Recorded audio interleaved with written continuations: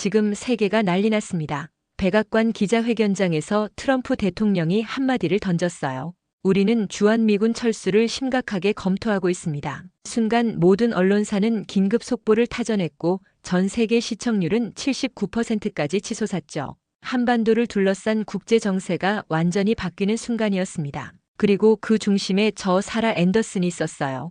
국방부 최고 전략 분석관으로서 저는 한국으로 파견되어 철수의 타당성을 직접 평가하라는 명령을 받았습니다. 솔직히 말하자면 그때 제 머릿속에는 이미 답이 있었어요. 한국은 이제 강하다. 미군은 떠나도 된다. 세계 경제 순위 12위, 세계 10대 군사력을 보유한 나라가 왜 우리의 도움이 필요할까요? 보고서는 이미 제 머릿속에 완성되어 있었습니다. 시작하기 전에 좋아요와 구독, 알림 버튼 눌러주세요. 여러분의 응원이 더 좋은 내용으로 보답하는 힘이 됩니다. 안녕하세요. 저는 국방부 전략 분석관 사라 앤더슨입니다. 국제안보학을 전공하고 10년간 군사 전략을 연구해온 사람이에요. 제가 한국에 발을 디딘 날은 화창한 봄날이었죠. 비행기 안에서 저는 창문 너머로 펼쳐진 푸른 하늘을 바라보며 철수 보고서 작성을 구상했어요. 군사적으로나 경제적으로나 한국은 충분히 강해졌다고 생각했으니까요. 제 손에 들린 자료에 따르면 한국은 세계 경제 대국이자 강력한 군사력을 갖춘 나라였습니다.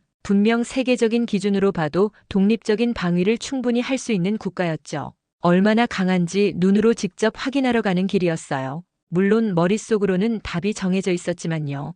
비행기 안에서 작업용 컴퓨터를 열고 보고서 초안을 작성하기 시작했습니다. 주한미군 철수 타당성 분석 제목을 적고 나니 묘한 감정이 밀려왔어요. 마치 역사의 한 페이지를 직접 쓰는 것 같은 느낌이었죠. 한국과 우리나라의 70년 관계가 제 손에서 새로운 국면을 맞이할 수도 있다는 생각에 가슴이 두근거렸습니다. 물론 최종 결정은 대통령이 내리겠지만 제 보고서가 그 결정에 결정적인 영향을 미칠 것이란 사실은 분명했어요. 창밖으로 구름 사이로 햇살이 비치자 문득 어린 시절 할아버지가 들려주신 한국 전쟁 이야기가 떠올랐습니다. 할아버지는 그 전쟁에 참전하셨고 늘 자유를 위해 싸운 가장 값진 전쟁이라고 말씀하셨어요. 그때는 몰랐지만 이제 제가 그 역사의 연속선상에 서 있다고 생각하니 묘한 운명의 끈이 느껴졌죠. 한국에 도착하면 무엇부터 해야 할지 계획을 세우기 시작했습니다. 군사시설을 둘러보고 현지 지휘관들과 면담하고 경제 상황을 파악해야 해요.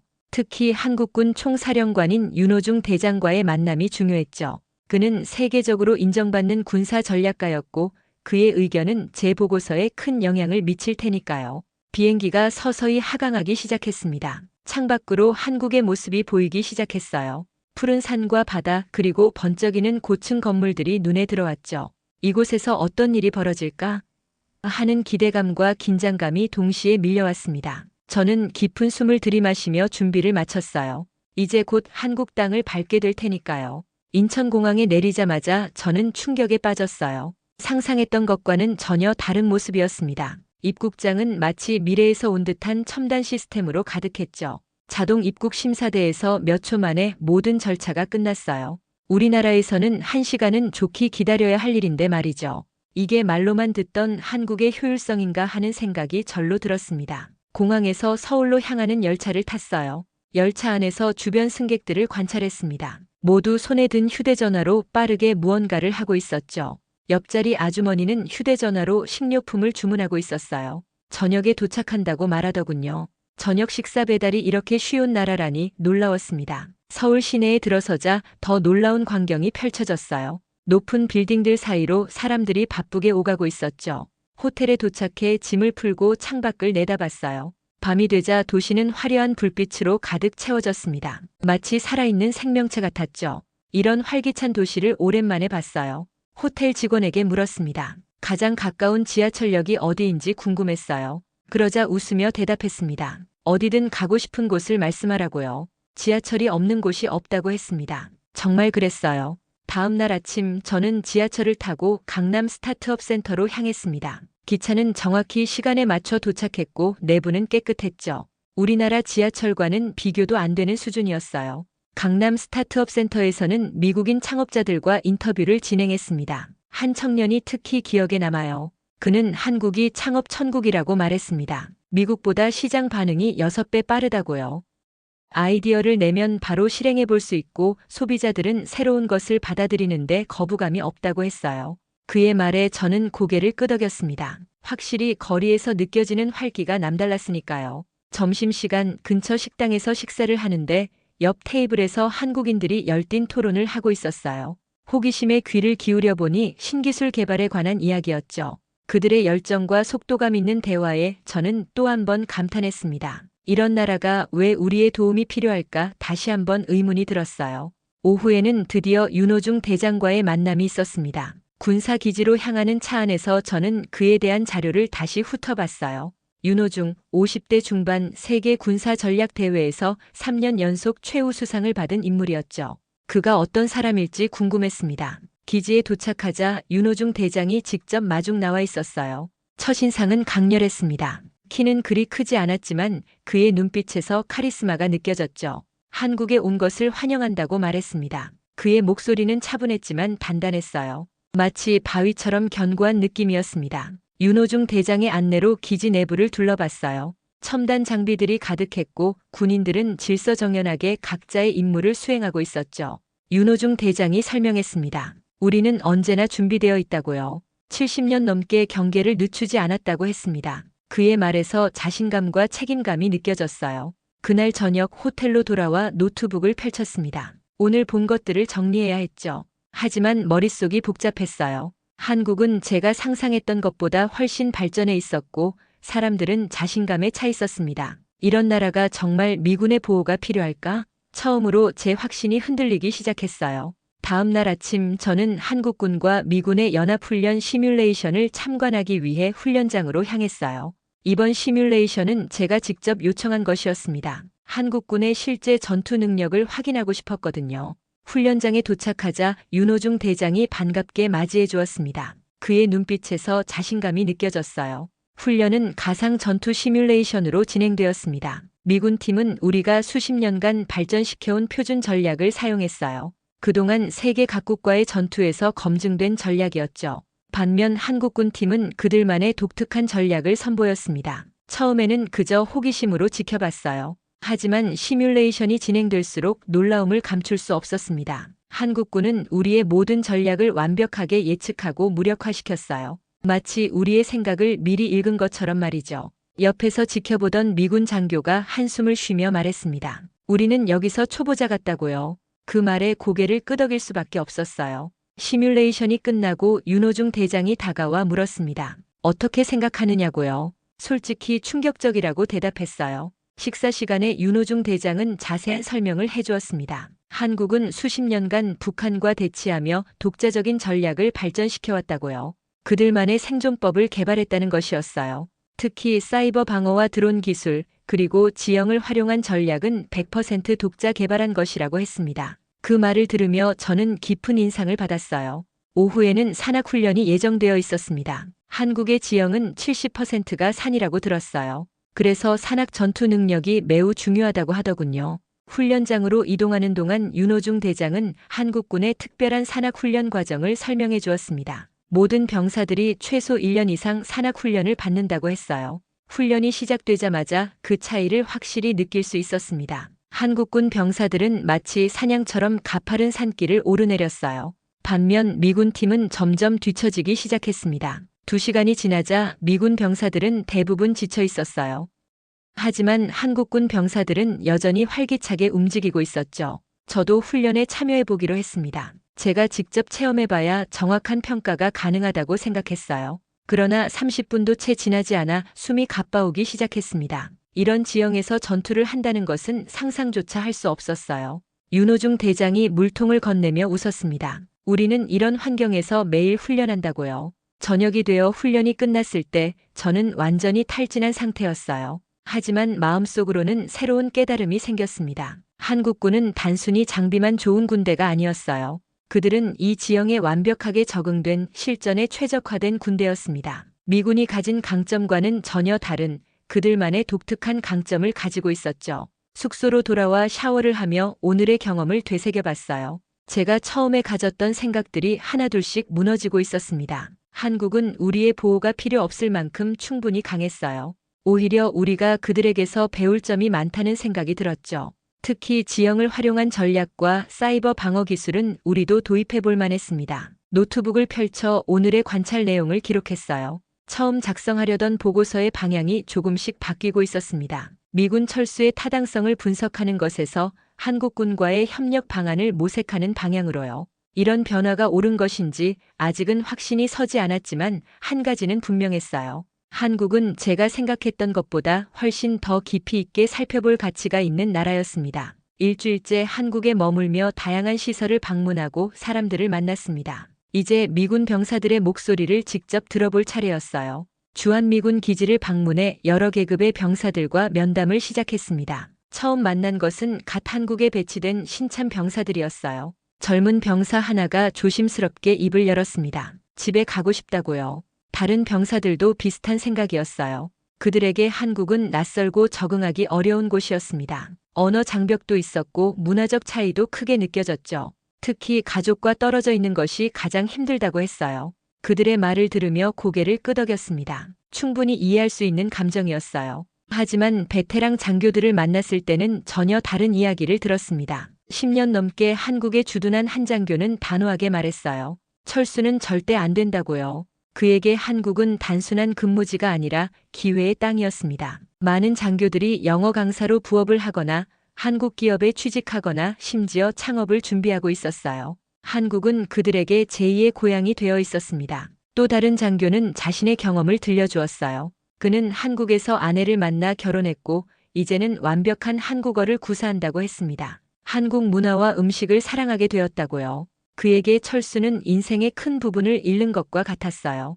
여러 장교들이 비슷한 이야기를 했습니다. 그들 중 많은 이들이 한국에 뿌리를 내리고 있었어요. 숙소로 돌아와 중간 보고서 초안을 작성하기 시작했습니다. 하지만 마음이 복잡했어요. 처음에는 단순히 군사적, 경제적 측면만 고려했는데 이제는 인간적인 측면도 고려해야 한다는 생각이 들었습니다. 철수로 인해 수천 명의 사람들의 삶이 어떻게 바뀔지 생각하니 마음이 무거워졌어요.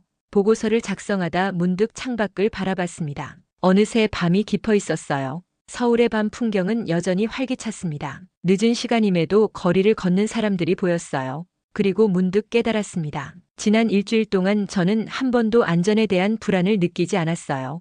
밤늦게 혼자 걸어도 전혀 위험하지 않았습니다. 이런 도시가 세계에 몇이나 있을까요? 한국에서의 일상생활은 놀라움의 연속이었어요.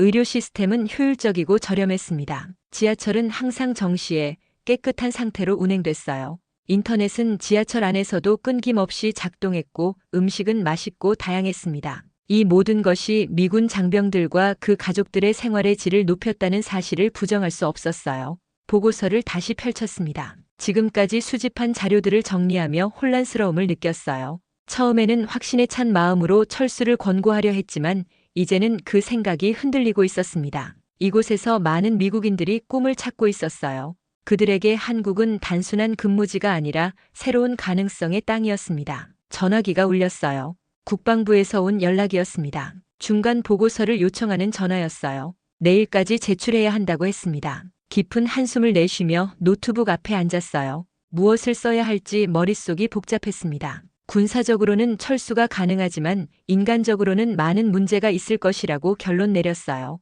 하지만 이런 모호한 결론이 받아들여질까요? 밤늦게까지 보고서를 작성하며 고민했습니다. 이곳에서 본 것들, 들은 것들이 계속 머릿속을 맴돌았어요. 미군 내부에서도 의견이 갈리고 있었습니다. 신참 병사들은 고향으로 돌아가길 원했지만 베테랑들은 이곳에 남기를 원했어요. 그리고 저는 그 중간에서 결정을 내려야 했습니다. 한 가지 확실한 것은 이 결정이 단순히 군사적인 문제가 아니라는 점이었어요. 수천 명의 사람들의 삶과 꿈에 영향을 미치는 중대한 선택이었습니다. 중간 보고서를 제출하고 이틀 후 국방부에서 긴급 화상회의 요청이 왔어요.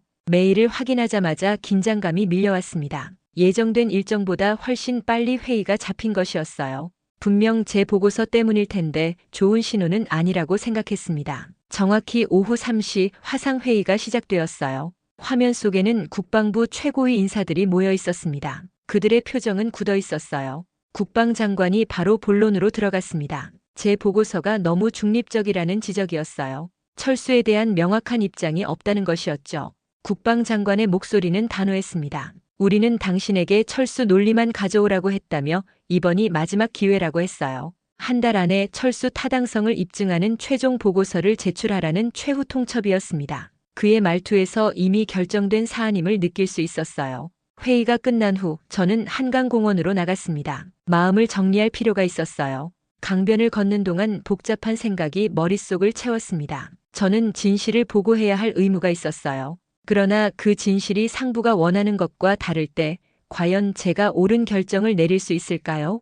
다음 날 아침 뜻밖의 연락이 왔습니다. 백악관에서 직접 화상 면담을 요청한 것이었어요. 대통령과의 비공개 면담이었습니다. 이런 일은 제 경력 동안 처음이었어요. 지정된 시간에 접속하자 화면에 대통령이 나타났습니다. 그는 곧바로 제 의견을 물었어요. 저는 용기를 내어 제가 본 것들을 솔직하게 말했습니다. 한국군의 놀라운 능력과 경제력, 그리고 미군 내부에서 벌어지고 있는 일들까지요.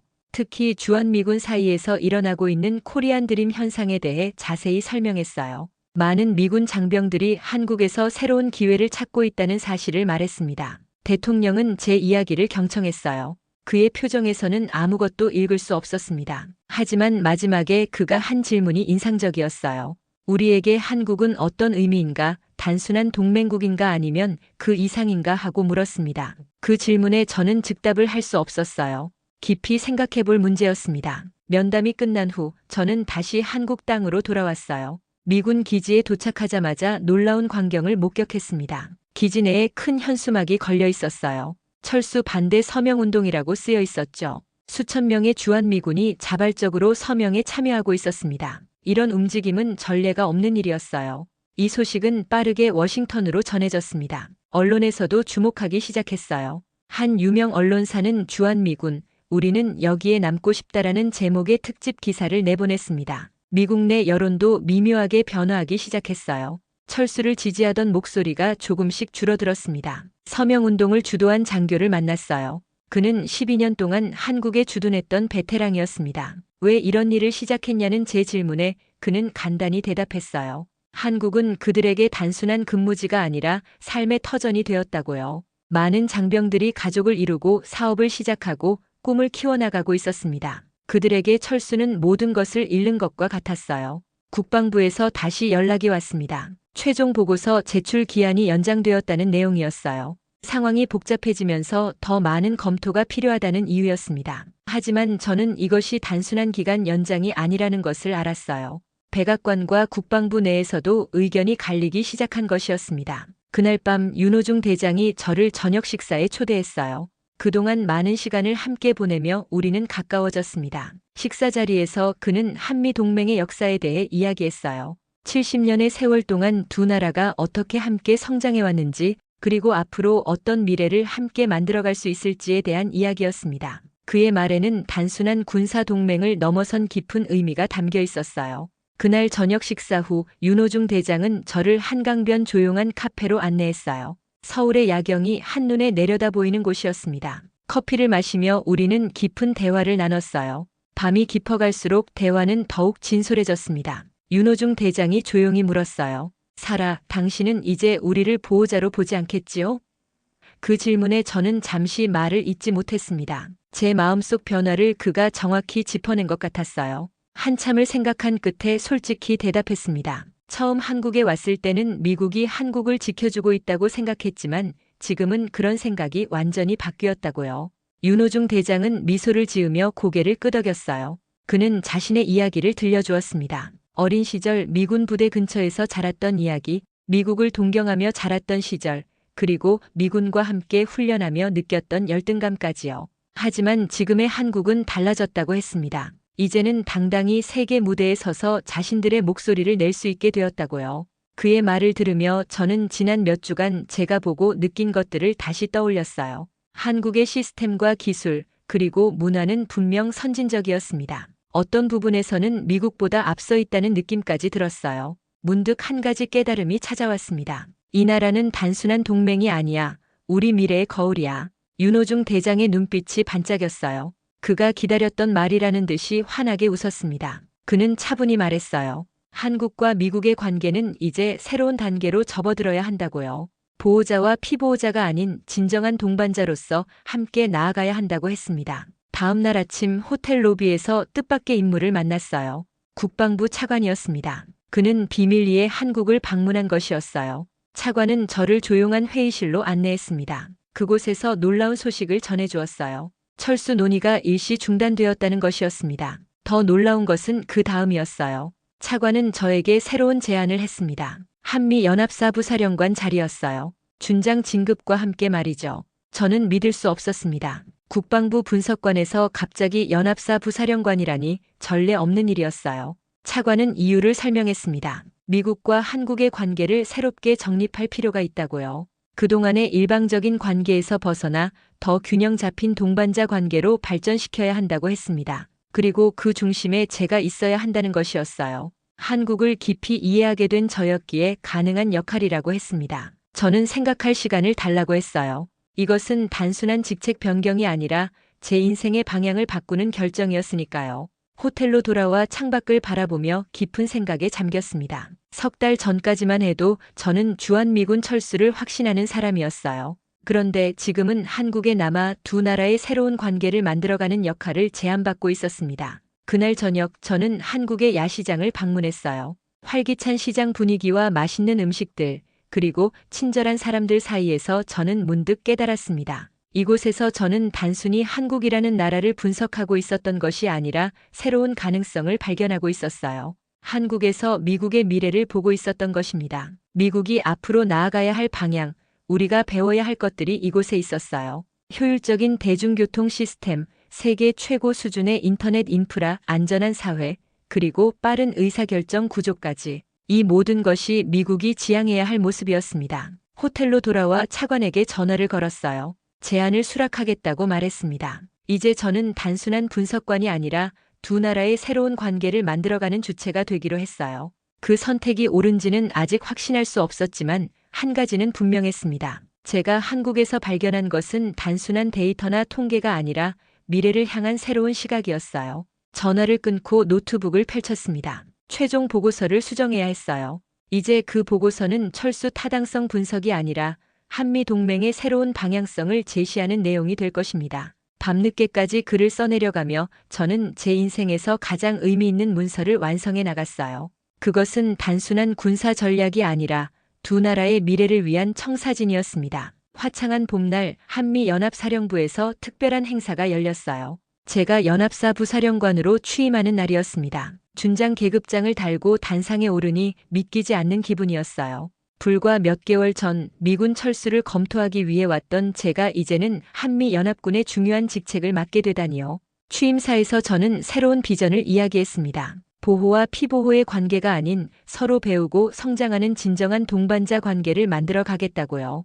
윤호중 대장은 제 옆에서 환하게 웃고 있었어요. 그와 함께라면 정말 많은 일을 해낼 수 있을 것 같다는 확신이 들었습니다. 취임 이후 첫 업무는 브릿지 프로그램을 기획하는 것이었어요. 이 프로그램은 주한미군 장병들에게 한국어와 문화를 교육하고 한국 내에서 취업할 수 있도록 지원하는 내용이었습니다. 많은 장병들이 전역 후에도 한국에 남고 싶어 했기 때문이에요. 이들이 두 나라를 연결하는 가교 역할을 할 수 있도록 돕는 것이 목표였습니다. 프로그램을 설계하는 과정에서 저는 한국의 교육 시스템에 깊은 인상을 받았어요.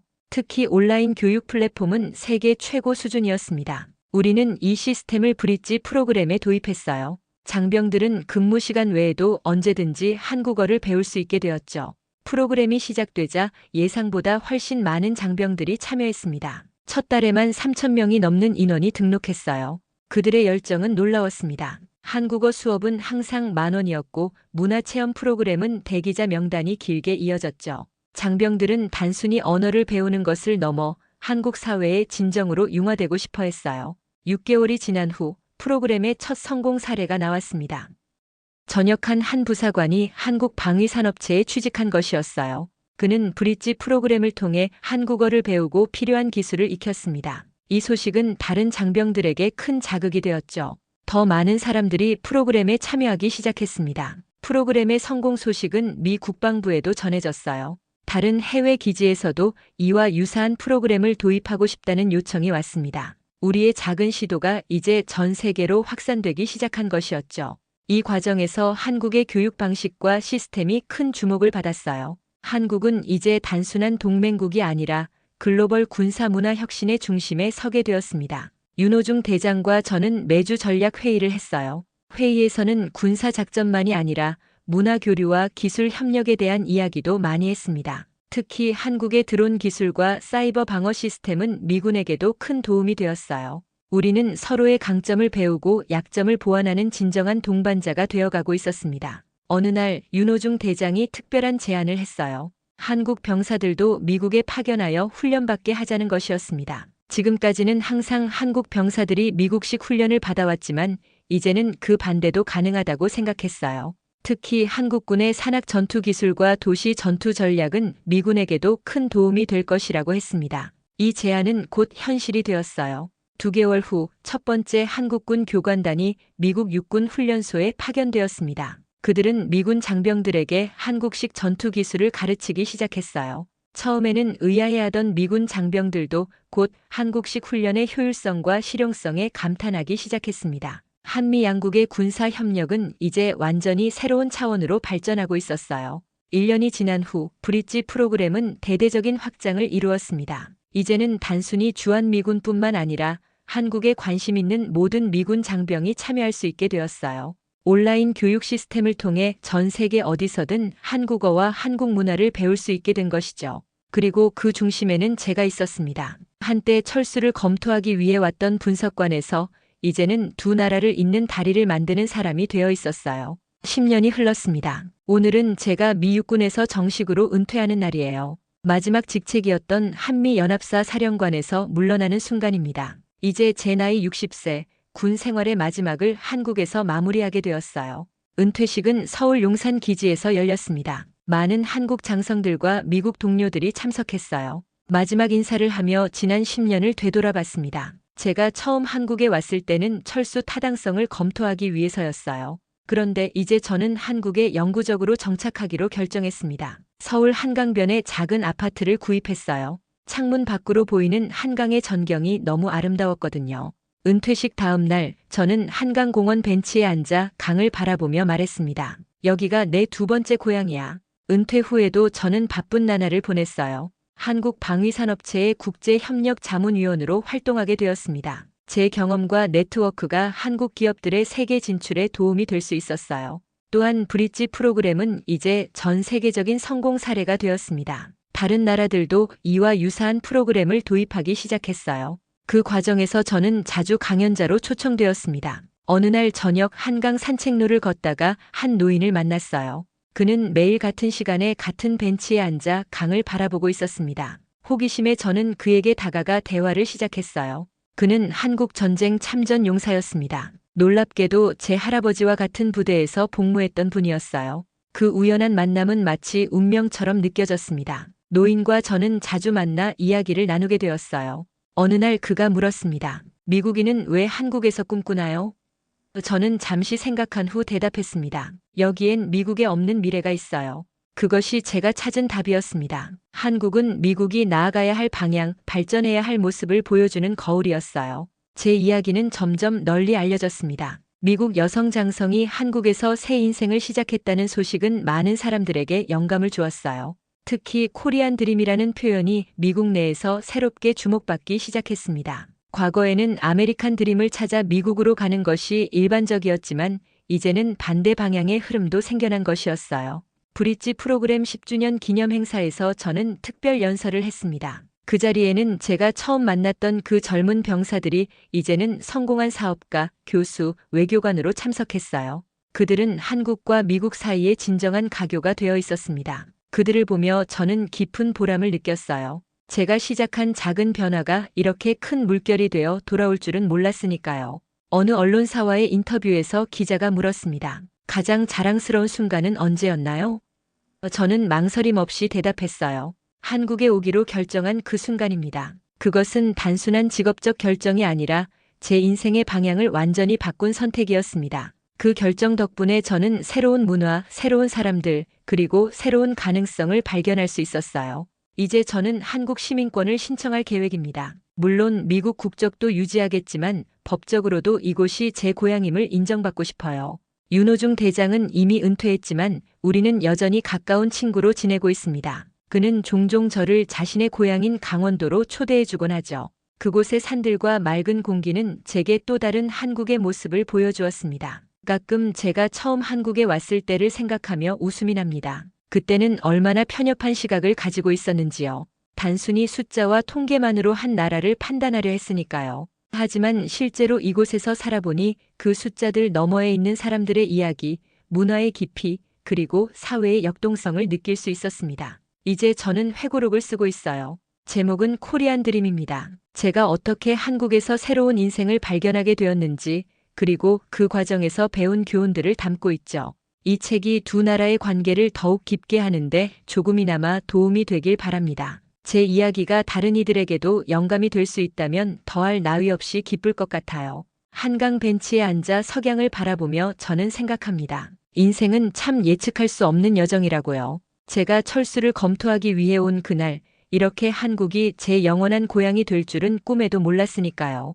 때로는 가장 예상치 못한 곳에서 우리의 진정한 길을 발견하게 되는 것 같습니다. 저에게 그 길은 바로 이곳 한국이었어요. 여러분도 혹시 인생의 새로운 가능성을 찾고 계신다면 편견 없이 세상을 바라보시길 바랍니다. 저처럼 뜻밖의 장소에서 여러분의 꿈을 발견할지도 모르니까요. 이것이 제가 한국에서 배운 가장 소중한 교훈입니다. 좋아요와 구독, 그리고 알림 설정 부탁드려요. 여러분의 응원이 더 좋은 콘텐츠로 보답하는 힘이 됩니다. 다음 영상에서 또 만나요.